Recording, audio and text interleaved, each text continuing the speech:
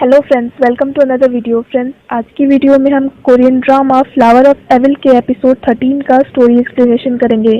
तो friends, video को पूरा देखिए ताकि आप कुछ भी मिस ना करें। और अगर आपने हमारे चैनल को अब तक सब्सक्राइब नहीं किया है तो कर लीजिए ताकि आप आने वाली वीडियोस की नोटिफिकेशन मिस ना करें। सो फ्रेंड्स, वीडियो शुरू करने से पहले let's watch this short intro.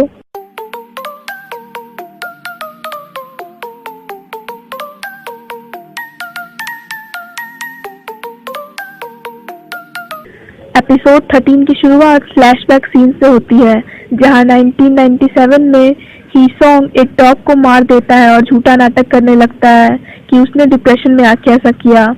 वहां पे वो पहली बार दो ह्योनसू से मिलता है। अब स्टोरी प्रेजेंट में आ जाती है। जीवॉन और ह्योनसू मिस्टर बेक के घर आते हैं।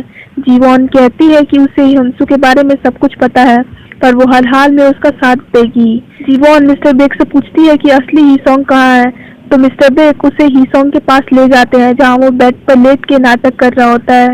मिस्टर बेक कहते हैं कि हीसोंग की हालत बहुत खराब है तो वो कभी भी मर सकता है, इसीलिए वो ह्योनसू को पूरी जिंदगी हीसोंग बनकर जीने देने के लिए तैयार है।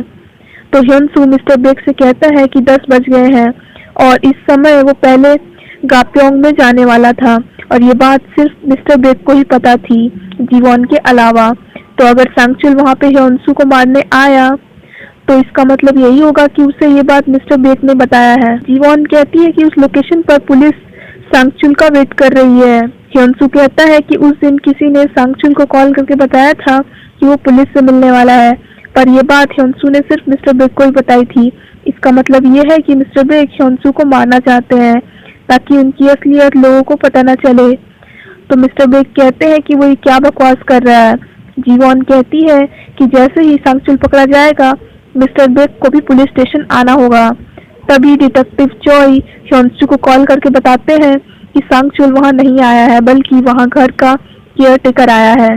तो ह्योनसू कहता है कि मिस्टर बेक ने जरूर कोई चाल चली होगी। तो मिस्टर बेक कहते हैं कि वो कल्प्रिट नहीं है। मिस्टर बेक जीवॉन से कहते हैं कि वो पुलिस होकर अपनी पोजीशन का गलत फायदा कैसे उठा सकती है। तभी मिसेस बेक जीवॉन को कहती है कि वो सीक्रेट उसी के कारण बाहर गया है। ये कह के वो उसे एक पेपर देती है। तभी घर की बिजली चली जाती है और सीन फ्लैशबैक में जाता है जब मिस्टर बेक सांगचुल को कह रहे होते हैं कि वो जाकर ह्योनसू को मार दे, तो हीसोंग सांगचुल को ऐसा करने से मना कर देता है और मिस्टर बेक से कहता है कि ये ह्योनसू का जरूर प्लान होगा कल्प्रिट को पकड़ने का, तो उन्हें ह्योनसू को उसी के जाल में फंसाना होगा। अब सीन प्रेजेंट पे आ जाता है। बिजली जाने पर मिस्टर बेक देखने के बहाने बाहर चले जाते हैं और हीसोंग को बाहर निकाल देते हैं।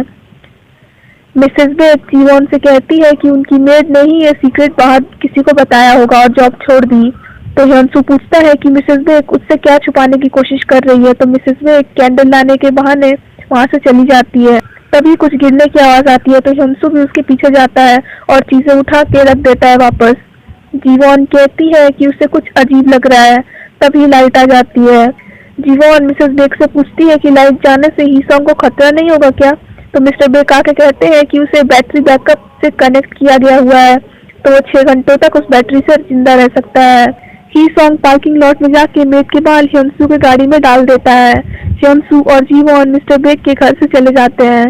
जीवॉन ह्योनसू को कहती है कि अब वो इस मैटर में ज्यादा इन्वॉल्व ना हो और पुलिस को मैटर हैंडल करने दे। तो ह्योनसू कहता है कि उसे मेट से मिलना होगा और ये जानना होगा कि उसे कितना पता है, और कहता है कि उसे बहुत डर लग रहा है कि कहीं सीरियल किलर यूना या फिर जीवॉन को कुछ करना दे। तो जीवॉन उसे समझाती है कि वो डरे ना, क्योंकि एक बार सांगचुल पकड़ा गया तो वो लोग सच को जान जाएंगे। सांगचुल एक पागल खाने से एक औरत को डिस्चार्ज करवाता है और उसे जोंग मिसुक के नाम से पुकारता है। जोंग मिसुक दो मिसुक की लास्ट विक्टिम थी जिसे हीसोंग ने किडनैप किया था, पर अब जोंग मिसुक की याददाश्त जा चुकी है। ह्योनसू को कोई रात में कॉल करके कहता है कि वो उसका फैन है और जीवॉन और यूना की बातें करने लगता है। तो ह्योनसू घबरा जाता है और उस नंबर की लोकेशन चेक करके अपनी गाड़ी से वहां पे चला जाता है। तो वहां पे बूथ पे लिखा होता है कि वो उसे देख सकता है पर ह्योनसू उसे नहीं देख सकता। अगले दिन यूना ह्योनसू से कहती है कि उसने उसे रात में कहीं जाते हुए देखा था। तभी जीवॉन को कॉल आता है कि किसी का मर्डर हो गया है तो जीवॉन घर से चली जाती है। ह्योनसू यूना को समझाता है कि वो किसी भी अनजान इंसान से बात ना करे। हेसू ह्योनसू को आके बताती है कि जब ह्योनसू मिस्टर बेक के घर गया था तभी कोई हेसू के घर बाहर आकर हेसू पर नजर रख रहा था। तो ह्योनसू उसे बताता है कि उसे भी एक अजीब सा कॉल आया और उसकी आवाज़ सुन के उसे लगा कि ये कल्पित की आवाज़ जैसी है, पर वो आवाज़ मिस्टर बेक की नहीं थी। जीवॉन जब क्राइम सीन पे जाती है तो डिटेक्टिव चॉय उसे बताते हैं कि किसी ने एक औरत को मारकर दफना दिया है और मारने का पैटर्न बिल्कुल सीरियल किलर से मिलता है। मुजिन ह्योनसू को आगे बताता है कि जंगल में एक औरत की लाश मिली है जिसके नाखून गायब है। डेड बॉडी को वेरीफाई कर लिया जाता है और उस औरत का नाम पार्क सुन योंग है और उसका एड्रेस सुनकर जीवॉन घबरा जाती है। जीवॉन को पता चलता है कि बॉडी पे जो फिंगरप्रिंट मिले हैं वो फिंगरप्रिंट रजिस्टर्ड नहीं है, यानी कल्पित के पास कोई आईडी नहीं है। तभी डिटेक्टिव चॉय उसे कॉल करके बताते हैं कि पार्क सुन योंग मिस्टर बेक की मेट थी। ह्योनसू कहता है कि शायद सीरियल किलर ने ही उसे कॉल किया था। तो हेसू पूछती है कि सीरियल किलर 18 सालों बाद वापस क्यों आ गया है। तो मुजिन कहता है कि शायद सीरियल किलर 18 साल तक खून करने की हालत में ही नहीं रहा होगा। ह्योनसू मुजिन को कहता है कि वो हेसू को अपने साथ रखे और उसका ख्याल रखे क्योंकि हेसू अगला टारगेट हो सकती है सीरियल किलर का। जीवॉन घर आकर ह्योनसू के फिंगरप्रिंट ले लेती है तो वो फिंगरप्रिंट पार्क सुन योंग की बॉडी पे मिले फिंगरप्रिंट से मैच हो जाते हैं। वो फिंगरप्रिंट मिसेस बेक ने रात के अंधेरे में ह्योनसू से धोखे से लिए होते हैं। ह्योनसू सांगचुल के मोबाइल पे कॉल करता है तो कॉल जोंगमिसुक उठाती है जिसकी याददाश्त जा चुकी है। ह्योनसू जोंगमिसुक से पूछता है कि वो कहाँ है तो वो कहती है कि उसे आसपास काफी पेड़ दिख रहे हैं। तभी सांगचुल मोबाइल लेके स्विच ऑफ कर देता है। जीवॉन ह्योनसू को आके बताती है कि पार्क सुन योंग जो मिस्टर बेक की मेट थी उसका मर्डर हो गया है और जिस टेप से उसे बांधा गया था उस पर ह्योनसू के फिंगरप्रिंट मिले हैं। डिटेक्टिव चॉय मिसेस बेक से पार्क सुन योंग के बारे में पूछताछ करते हैं तो मिसेस बेक कहती है कि उन्हें सिर्फ एक ही इंसान पर शक है और वो ह्योनसू है। डिटेक्टिव चॉय वुचुल को कॉल करके बता देते हैं कि जीवॉन का हस्बैंड ही ह्योनसू है तो वो ये जान के चौंक जाते हैं। ह्योनसू जीवॉन को कहता है कि उसने कुछ भी नहीं किया है तो जीवॉन कहती है कि उसे जो सबूत मिले हैं उसके अनुसार ह्योनसू ही सस्पेक्ट है तो उसे ह्योनसू को अरेस्ट करना होगा। तो ह्योनसू हथकड़ी लगाने के लिए हाथ आगे बढ़ा देता है। तभी ह्योनसू को दोमिनसुक की बात याद आती है कि प्यार सिर्फ एक भ्रम है और किसी भी इंसान को धोखा दे सकता है प्यार। तो ह्योनसू जीवॉन को कहता है कि जब वही उस पर यकीन नहीं कर रही है तो और कौन उस पर यकीन करेगा। तभी डिटेक्टिव चॉय जीवॉन को कॉल करते हैं तो जीवॉन कहती है कि वो ह्योनसू के साथ घर में है।